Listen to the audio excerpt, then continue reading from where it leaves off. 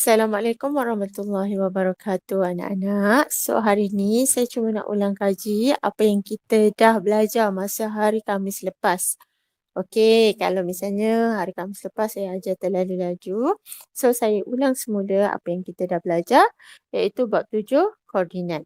Di mana kita akan belajar subtopik 7.2 titik tengah dalam sistem koordinat Cartesian. So kalau kamu lihat dekat sini, sistem koordinat Cartesian ni tadi mestilah terdiri daripada paksi X dan paksi Y dan juga mesti ada skala. Barulah kita panggil sistem koordinat Cartesian.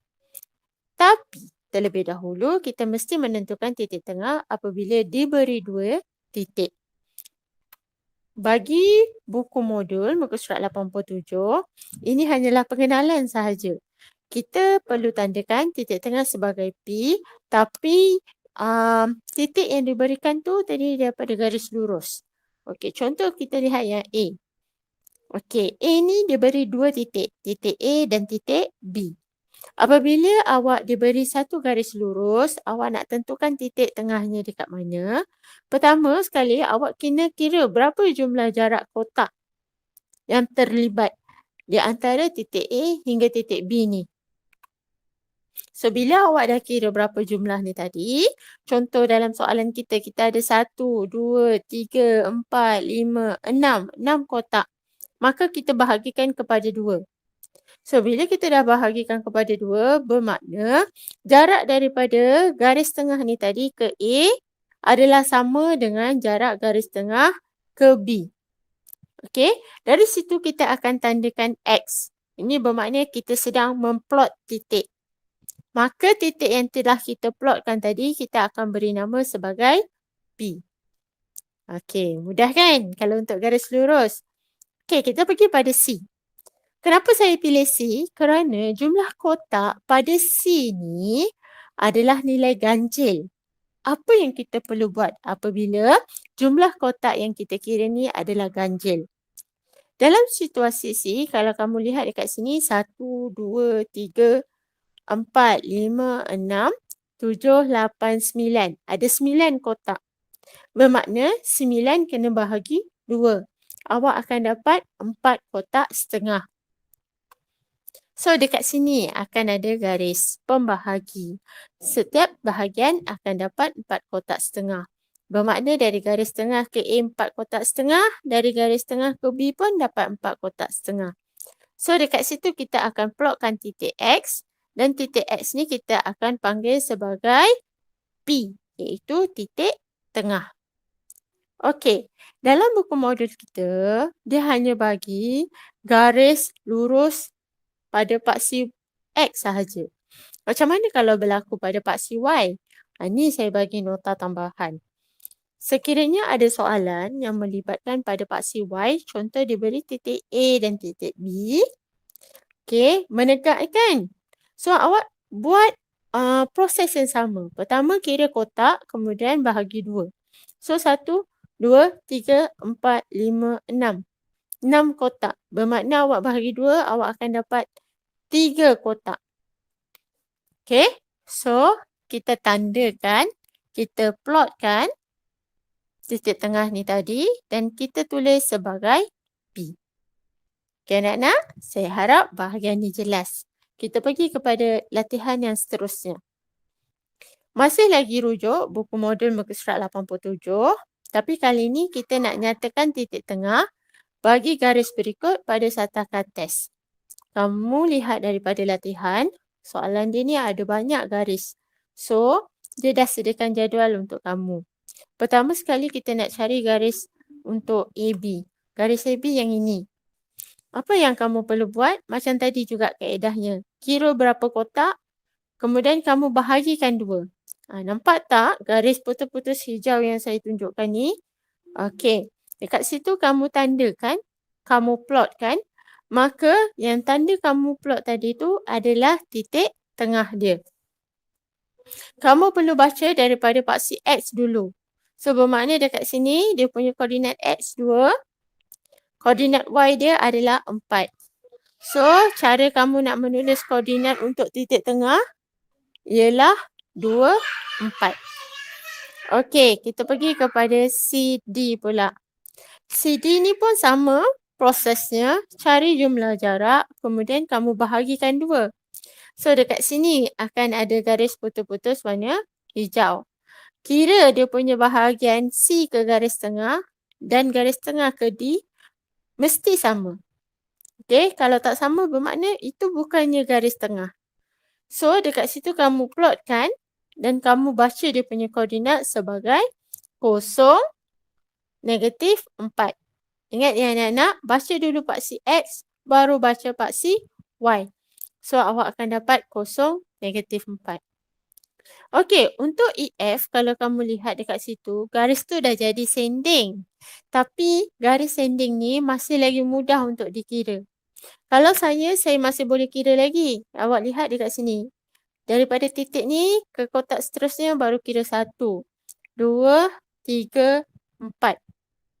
Okey, jadi ada 4 kotak. Kamu akan bahagi 2, awak akan dapat 2 kotak jarak dia. So, daripada situ kamu bahagikan dan kamu tandakan sebagai X. Baca daripada paksi X, -2 dan paksi Y, 3. Ni walaupun tak ada, kamu tahu jarak antara 2 dan 4 ni adalah 3.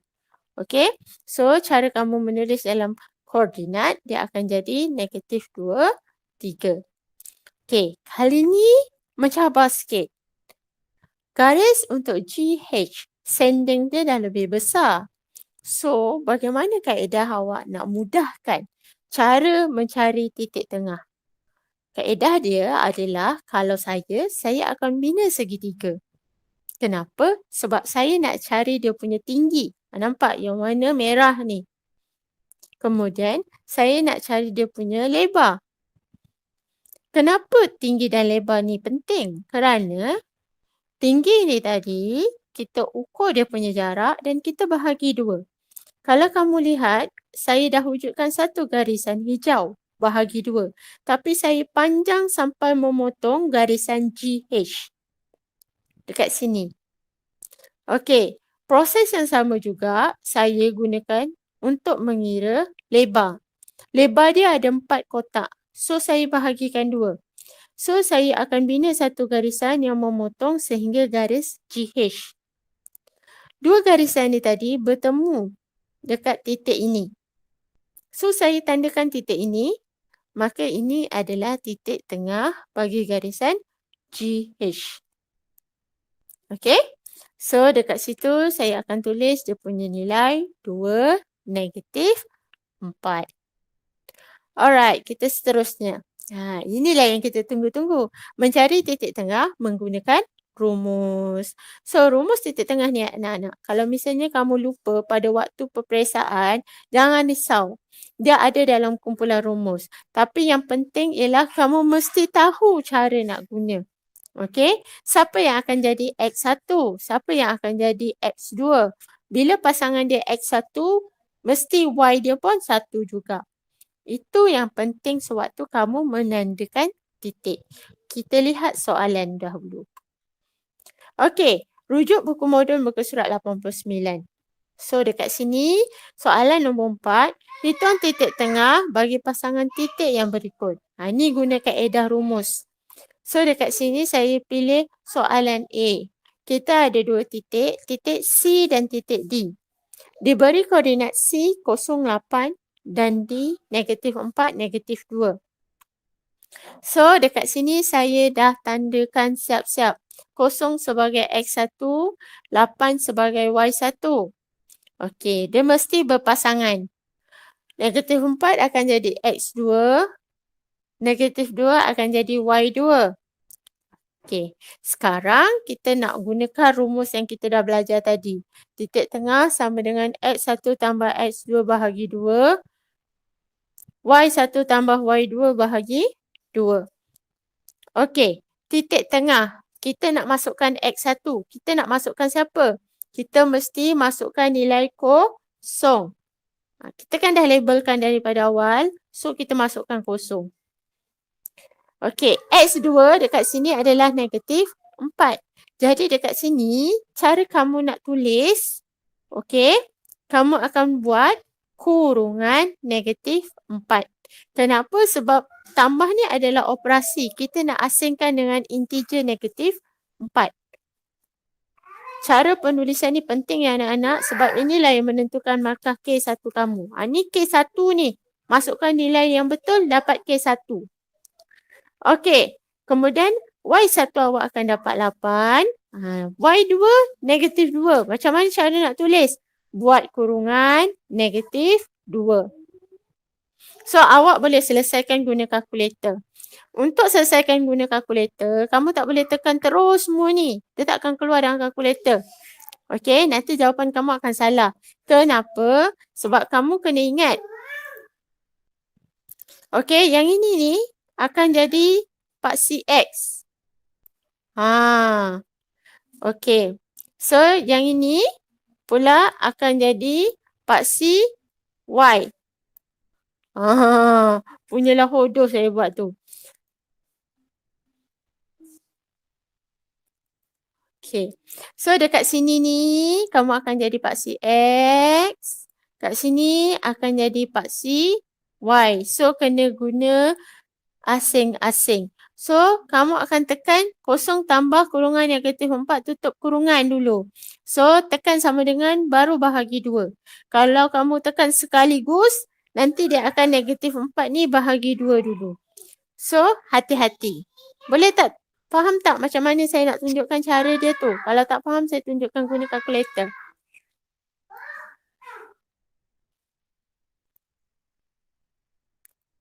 Okey, saya tunjukkan guna kalkulator dulu, okey?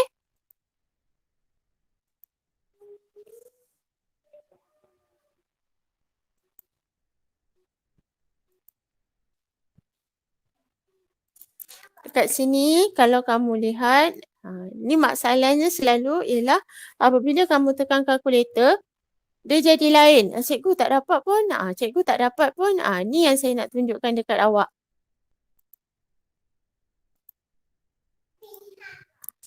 Okey, macam mana caranya kamu nak dapat nilai kalkulator? Okey, tadi saya dah cakap, X dengan Y kita kena kira asing-asing. So, dekat situ, kalau kamu lihat, okey, untuk paksi X, berapa nilai dia anak-anak? 0 tambah negatif 4 kan? Okey, so awak pun tekan 0 tambah, ingat kurungan, negatif 4. Tutup kurungan. Tekan sama dengan. Lepas tu tekan bahagi 2. Terus saja. Nanti awak akan nampak answer bahagi 2. So, tekan sama dengan. Awak dapat nilai pada paksi X negatif 2. Apa yang tadi saya kata bebel-bebel? Jangan tulis semuanya. Nanti kalau tulis semuanya, kalkulator awak lurus sangat. Okey. So, katalah awak tekan 0 tambah negatif 4 bahagi 2. Awak dapat negatif 2 juga kan? Sebab dekat sini kosong. Okey. Cikgu boleh je dapat. Bukan. Awak cuba tengok pula untuk paksi Y. Paksi Y 8 tambah negatif 2 kan? Okey. 8 tambah negatif 2 bahagi 2. Nampak? Awak akan dapat nilai dia 7. Kenapa? Sebab kalkulator ni lurus. Dia akan buat dulu negatif 2 bahagi 2 ni. Tu yang menyebabkan jawapan kamu salah. Sebab tu kamu kena buat dulu. 8 tambah kurungan negatif 2. Tutup kurungan. Tekan sama dengan. Barulah bahagi 2. Baru awak dapat jawapan yang betul iaitu 3. Itu yang saya nak tunjukkan kamu. Kenapa kamu kena faham kalkulator punya pengiraan. Okey, cikgu tak ada jalan lain ke supaya saya boleh terus tekan kalkulator? Satu jalan je. Boleh, tak ada masalah. Sebab tu kamu boleh gunakan sebagai kurungan. Okey, kurungan 8 tambah kurungan lagi sekali negatif 2. Tutup kurungan. Tutup kurungan kali kedua. Okey, kurungan yang ni adalah untuk negatif 2. Kurungan yang kali kedua ni adalah menutup operasi kamu. barulah bahagi 2. So, tekan sama dengan awak akan dapat nilai yang sama 3. Itu satu kaedah lagi. Okey, so hati-hati semasa menekan kalkulator.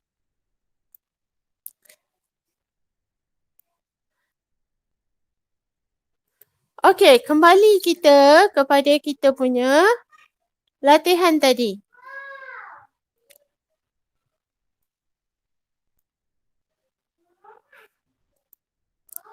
Okey, dekat sini. So, dekat sini, tadi kita dah sampai sini kan? Dia kena reverse sikit lah. Sorry, banyak saya punya background suara dekat belakang ni.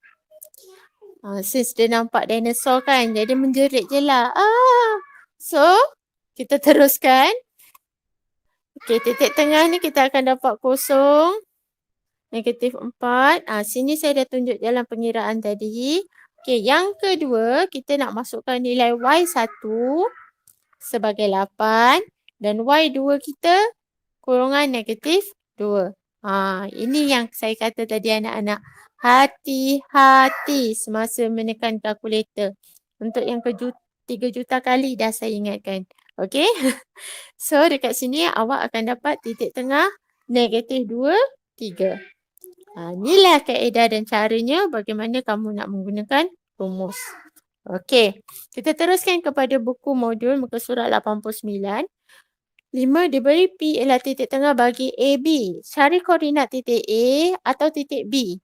So, sekarang ni anak-anak, kalau kamu lihat dekat sini, saya tak nak menggunakan kaedah rumus. Saya cuba nak ajar kamu macam mana kalau kamu tak tahu guna rumus, kamu nak kira secara manual.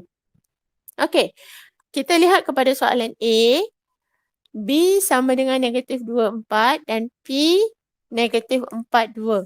Kamu lihat dekat sini ya. Kita ada titik B, bermakna kita kena cari titik A. Okey. Dan P ni pula kita dah declare dalam soalan. P ni sebagai titik tengah. So, apa yang kita boleh buat adalah kita kena plotkan dulu titik B. Okey. Di koordinat -24. Kita namakan ni B.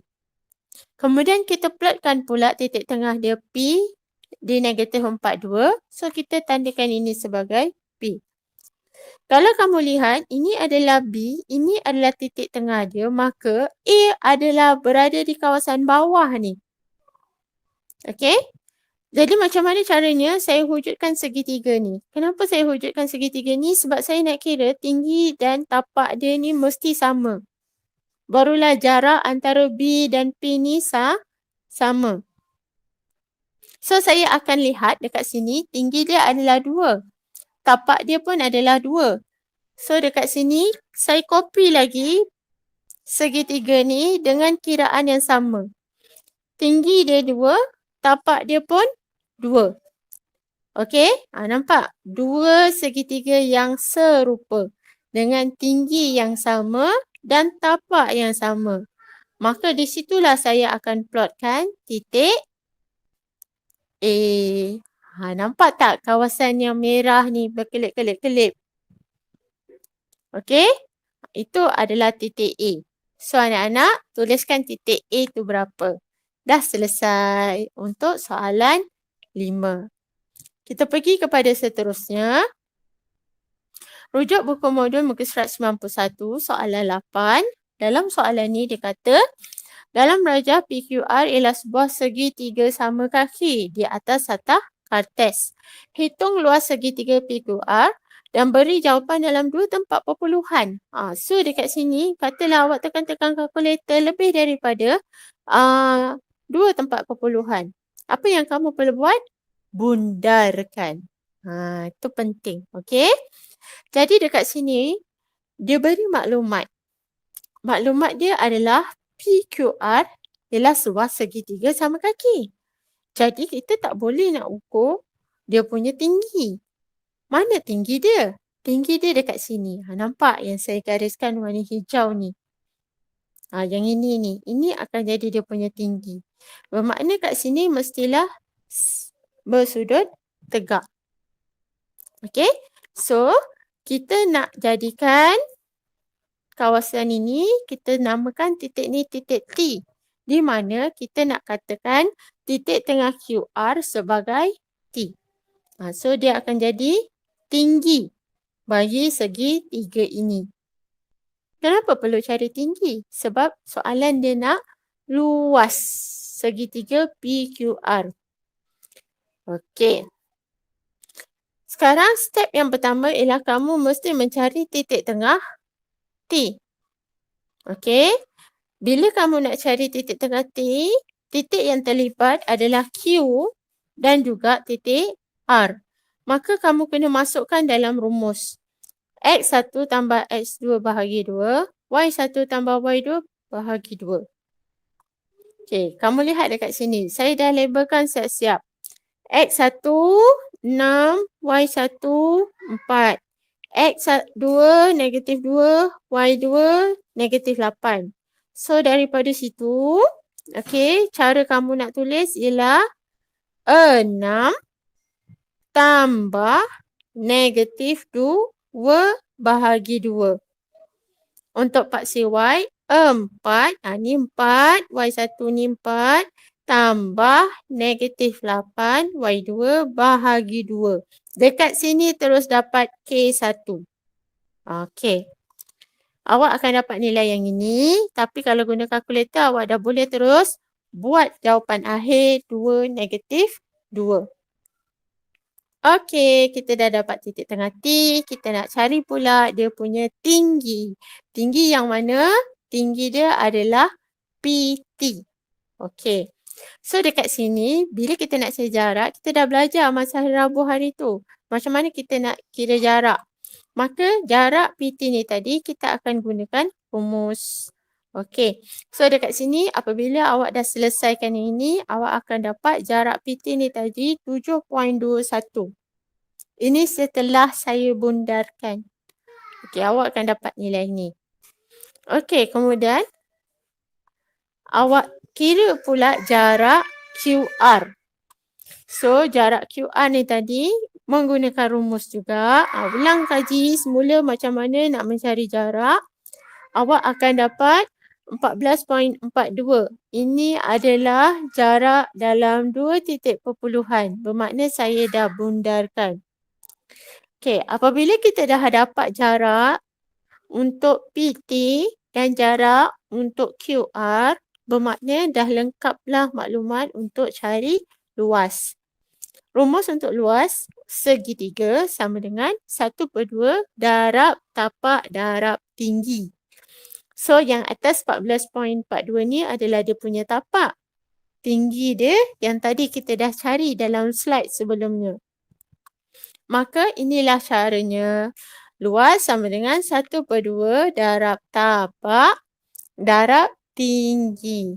So, maka awak akan dapat jawapan akhir dia 51.98. Okey. Macam mana pula dengan unit ni? Cikgu, kat atas unit tak ada kuasa 2. Kat bawah unit ada kuasa 2. Kerana ini adalah luas. Tapi dalam matematik anak-anak, kebanyakannya kita tinggalkan nilai unit. Unit kita tak perlu tulis. So, tak perlu risau. Okey? Alright. So, itu saja untuk hari ini. Saya ucapkan terima kasih kerana sudi menonton video saya. Tolong lengkapkan soalan yang saya kehendaki dan hantar pada saya. Terima kasih anak-anak.